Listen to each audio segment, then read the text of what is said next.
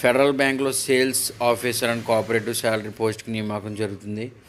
ఈ ఉద్యోగి ముఖ్యంగా గ్రాడ్యుయేషన్ పూర్తి చేసి ఉండాలి. అలాగే బిఎఫ్ఎస్ఐ సెక్టర్లో కనీసం 2 సంవత్సరాల అనుభవం ఉండాలి తప్పనిసరిగా.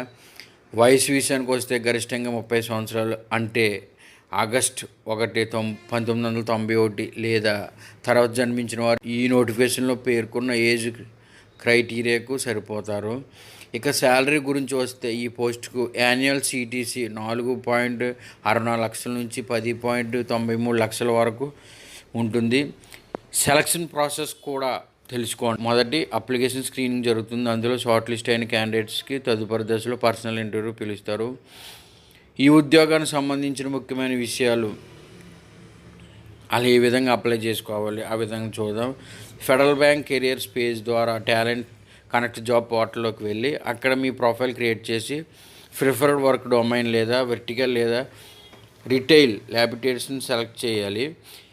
మీరు ఇప్పటికే టాలెంట్ కనెక్ట్లో రిజిస్టర్ అయి ఉంటే మీ ప్రొఫైల్ని అప్డేట్ చేసి ప్రిఫర్డ్ వర్క్ డొమైన్గా రిటైల్ లయబిలిటీస్ని సెలెక్ట్ చేసుకోవాలి. తర్వాత లేటెస్ట్ సీవీని అప్లోడ్ చేయాలి. అప్లికేషన్ స్క్రీనింగ్లో షార్ట్ లిస్ట్ అయిన క్యాండిడేట్స్ని ఫెడరల్ బ్యాంక్ తదుపరి సెలక్షన్ స్టేజ్ కోసం సంప్రదిస్తుంది. ఈ ఉద్యోగం అప్లై చేయడానికి చివరి తేదీ వచ్చి 31 ఆగస్టు 2026. కాబట్టి గ్రాడ్యుయేషన్తో పాటు బిఎఫ్ఎస్ఐ సెక్టర్లో కనీసం 2 సంవత్సరాల ఎక్స్పీరియన్స్ ఉన్నవారు, వయసు క్రైటీరియా కూడా సరిపోతుంది.